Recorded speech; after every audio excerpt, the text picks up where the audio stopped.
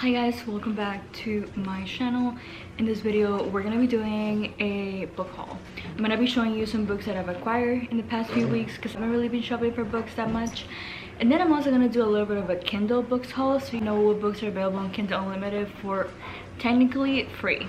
I got my cold brew over here, and we're just gonna get through all the books that I have gotten lately.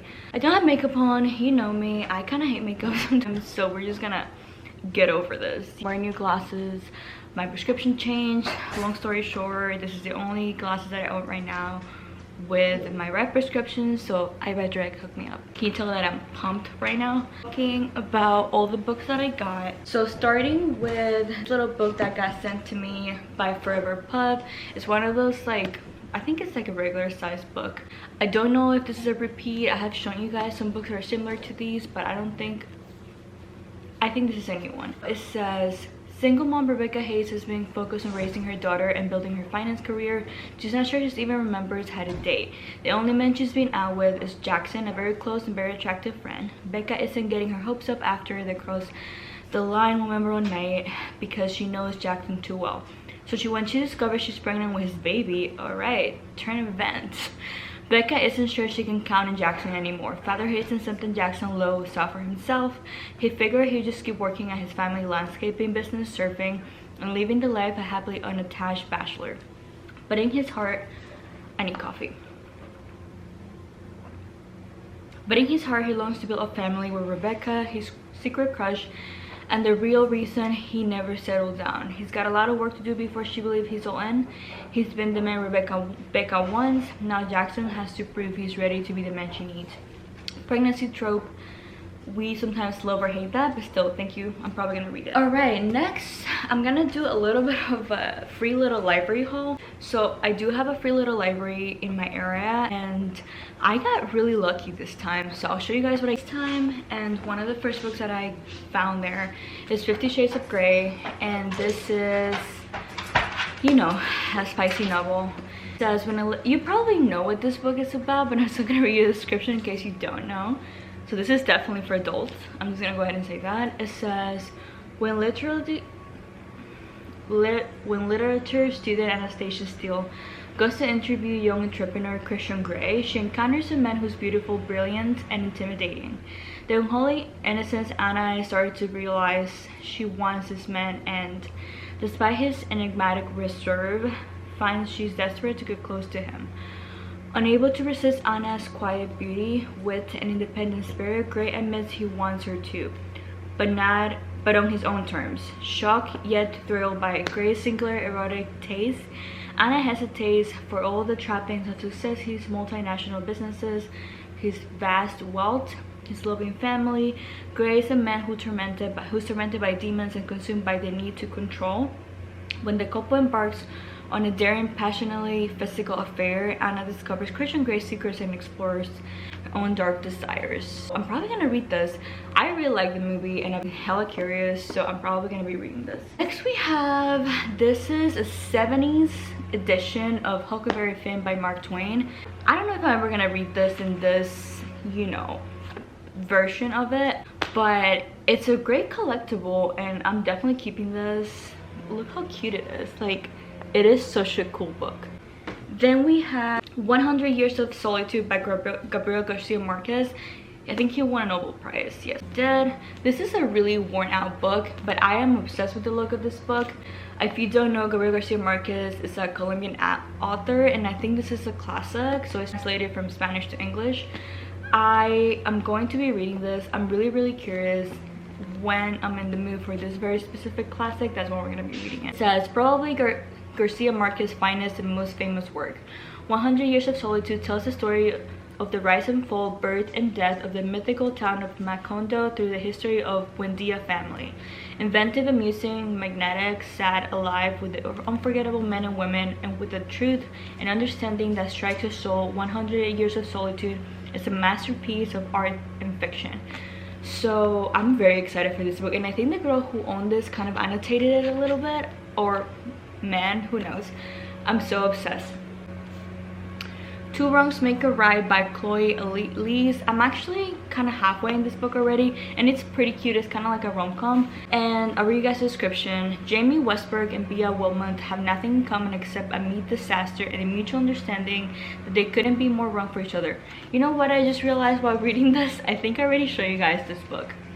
So we're gonna move on. This got sent to me yesterday by Forever Pub, and I'm so excited. I'm actually wanting to drop my entire TBR and just like start this. We're gonna hold on. This is In a New York Minute by Kay Spencer. There is like a lot of construction stuff going on outside. That's why you hear like, not construction, but there's like cleaning and leaf blowing, so it's really loud. So I apologize for that. It says, Franny Doyle is having the worst day. She's been laid off her job, the subway doors rip her favorite silk dress, and now she flashed her unmentionables to have the lure of Manhattan. On the plus side, a dashing stranger came to rescue. On the not so plus side, someone posted their entirely not me cute online. Suddenly, Franny and Hayes Montgomery III are the newest social media sensation. Only Franny and Hayes couldn't be more disastrous match. She's bright, talkative, and creative. He's serious, shy, and all the numbers. Luckily, in a city of 8 million people, they never have to meet again. Only somehow Hayes and Franny keep running into each other, and much to their surprise, they enjoy each other's company a lot. But when Franny's whole world is turned upside down again, can she find the courage to trust herself and finally have the life and love she's always wanted? So obsessed with this. I love books set in New York. You know, I have romanticized New York for so long because I've never been, but I really want to go there. I really want to go to Fashion Week one day, so we're just gonna put that out in the universe and try to manifest it. Peace up, and we're gonna move on. And we have two books that go together. So we have Once Upon a Broken Heart and The Ballad of Never After. I will have loved to have these books in a paperback. I became obsessed with the first book. I read it, and then I had to have the second book already, and I'll be reading it, and I annotated them. I'm actually kind of falling in love with annotating, so I kind of want to make a video about that. Let me know if you'll be interested to see how I annotate books. It's really just kind of funny way to do it. I'm not like super serious about it. So I'm gonna read you guys the description of the first book. It says, wow, that's really loud, I'm sorry. It says, for as long as he can remember, Evangeline Fox has believed in true love and happy endings, until she learns that the love of her life will marry another. Desperate to stop the wedding and to heal her wounded heart, Evangeline strikes a deal with the charismatic but wicked Prince of Hearts. In exchange for his help, he asks for 3 kisses to be given at the time and place of his choosing. But after Evangeline's first promised kiss, she learns that bargaining with an immoral is a dangerous game, and that the Prince of Hearts wants far more from her than she pledged. He has plans for Evangeline, plans that will either end in the greatest happily ever after or the most exquisite tragedy. Just drop everything you're doing and read this book. That's all I'm gonna say. Second book, I'm gonna read you guys the description. It says, after Jack the Prince of Hearts betrays her, Evangeline Fox swears she'll never trust him again. Now that she discovered her own magic, Evangeline believes she can use it to restore the chance at the happily ever after and that Jack stole away. But when a terrifying new curse is revealed, Evangeline finds herself entering into the tenuous partnership with the Prince of Hearts again. Only this time the rules have changed. Jack isn't the only force Evangeline needs to be wary of. In fact, he might be the only one. He might be the only one she can trust. Despite her desire to despise him, instead of a love spell breaking havoc on Evangeline's life, a murder spell has been cast. To break it, Evangeline and Jax will have to do the battle with old friends, new foes, and a magic that plays with heads and hearts. Evangeline has always trusted her heart, but this time she's not so sure she can. I am about to embark on a journey, that's for sure. HarperCollins sent me this book, and I'm so excited. It is also set in New York. This is by Dan Coyce. Look at the cover of this book. Let's just like take a moment. I'm obsessed, okay? In 1991,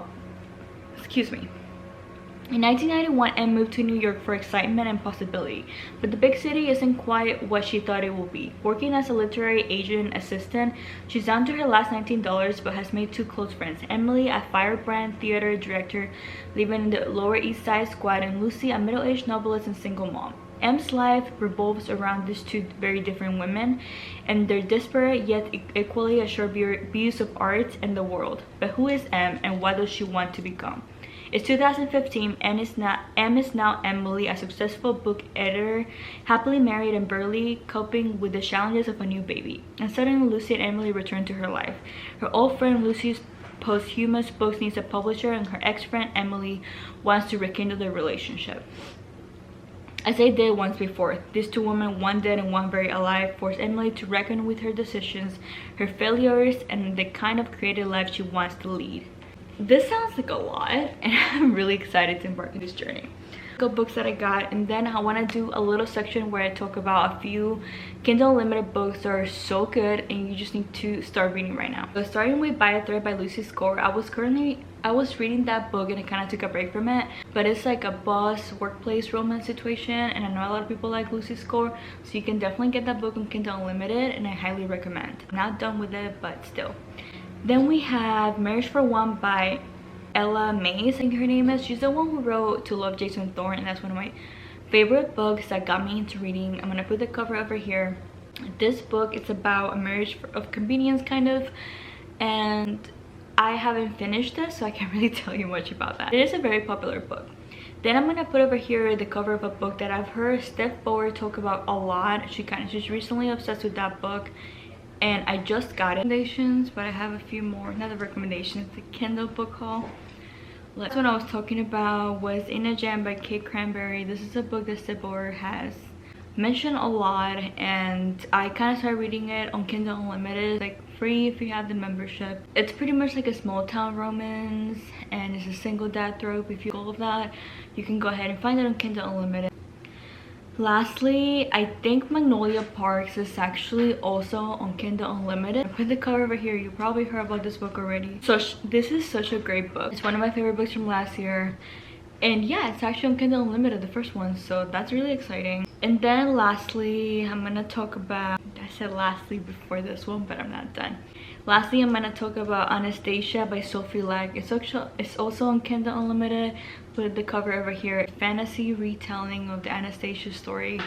Weirdly enough, Anastasia was actually my favorite princess. So, and I know it's not a Disney princess, but she was, and I am obsessed with the story. So yeah, that's also on Kindle. Kind of brings us to the end of this video. I want to thank you guys so much for watching. Thank you for supporting my channel for this past year when I turned that into a booktube. And you know the drill, hit the subscribe button if you're enjoying this video. I'll see you guys on the next video. Bye guys.